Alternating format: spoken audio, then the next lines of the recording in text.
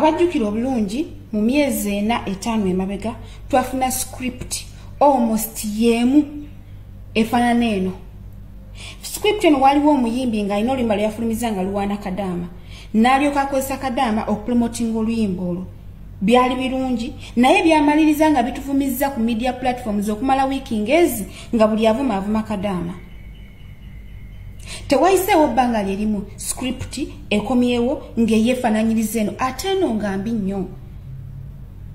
Akantu kano akakoleddwa kayitedde okulaga nti kadama toba na magezi, kayitedde okulaga nti kadama tajjukira abantu be, kayitedde okulaga nti bakadama tetwabuulirirwa, kayitedde okumenyawo families z'abantu.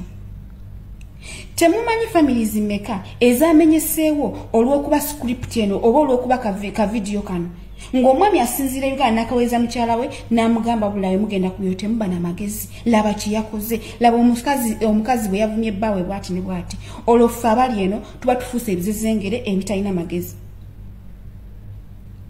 Bwe muba mukola video nga zino mujjukire nti tulina abaana betwaleke waka abalaba ebintu byaffe nga bino abatuuka okubeera nga naffe kennyini batwesittalako nga bamama baabwe. Mukwano omulungi akola shame weebale. Naye bw'obanga mu butuufu owulira ng'ekigambo kadama ky'olina okuzimbirako erinnya ate ky'olina okutambulirako, bambi nkwegayidde teeka wansi ebikola jangu tukole ku mulimu guno kuba mulungi. Mugaane kutta mulimu gwaffe gufuula ogukolebwa abantu abatalina magezi era ebizezengere. Tuwagidde ebbanga ddene shonga zino naye tugenda kuziwagira nga ziraga nti tuli bantu ate ababi ennyo, tuli bantu abatalina magezi, bannaye tuli bakyala abajja ne tukola nga tulese famire zaffe ate nga tuziweera ddala ekitiibwa. Bino ebirabo byaweeweddwa omwami ono yagala gaana omuntu eyabitutte yabadde abirabye bulungi. Lwaki byagenze nga biweetwa nga naawe oli mukyala ng'olina ekitiibwa ky'owa mukyala muno n'ekyowa omusajja, waki kale bw'abanga mukyala muno yabadde musiru waki gwe tewamuwabudde? Erinnya kadama lirina kye lirabirira, erinnya kadama liyimirizaawo ensi yaffe, erinnya kadama liyimirizaawo families zaffe, omulimu kadama guyimirizaawo abantu bangi, ife abagukola ne companies tuleeta mugaane gumenyaamenya. Tubawagidde ebbanga erimala bannaye mugaane kutumenyamenya kubeera nga lunaku olukya mutufuula nti bakadama tuli bazezengera abasirusiru. Temumanyi ku ssaawa eno bakazi bameka abagaaniddwa okujja okukola olwa vidiyo eno ng'omwami amugamba ogenda tuukayo okole kino tolina gy'olaga.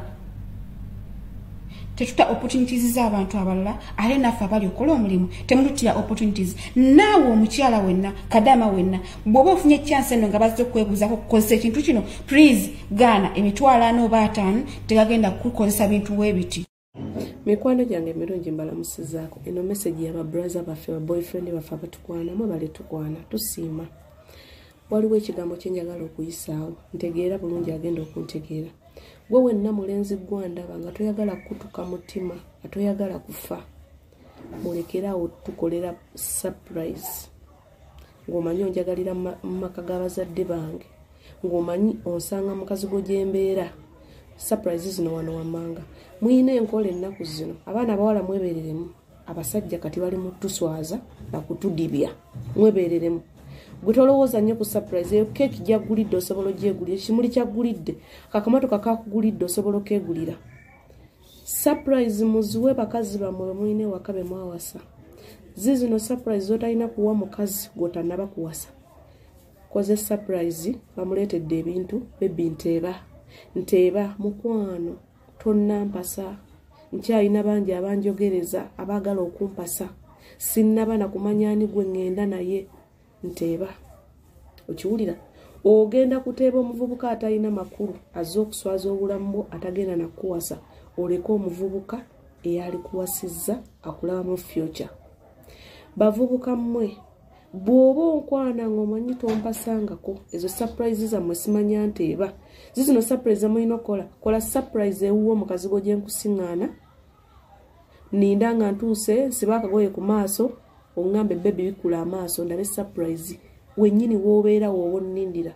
Mulekerawo tuteeka ku mativi ku marediyo bebi nteeba. Nze sigenda kuteeba musajja atanyanjulangako mu bazadde bange kuba kitegeeza mba siri mukazi wo. Bw'oba omanyi onkwana bukwanyi tompasangako siri mukazi wo era sikumanyi ne maama wange takumanyi. Linda olunaku lw'onaateekako empeta ku mukono gwange ngenda kwanjula mu bantu ngenda kufuula mu bba wange mutuweebudde bebi nteekako ku profile bebi siteeka musajja ku profile yange kuba tompasangako siri mufumbo newe mba nkulinamu omwana nga ewaffe tebakumanyi anytime ofuna omusajja ntwala ewaffe nanyanjula bazadde bange nemumanya nti yono abavubuka muyitiridde otuweebuula surprise muzitukolere mu mizigo gye mutusiŋŋaana mu loogi ze mutukwanira mu hotero gye tubasiŋŋaana gye mba mutukolera surprise abaana abawala mwebeereremu bw'olaba Shifah nga azze mu maaso g'omuntu eba ng'omanye omusajja takuwasangako toteeba sirika kireke nga bwe kiri fiirwako akakeeki olowooze ku future mulowooze ku future abasajja batuswazizza bw'oba omanyi tompasangako siri mukazi wo ndi mukwano gwo not girlfriend mukiyige mutuweebudde nnyo mutuswazizza mukiwulira mikwano ffe bazadde baffe baagala kunywa ku sukaali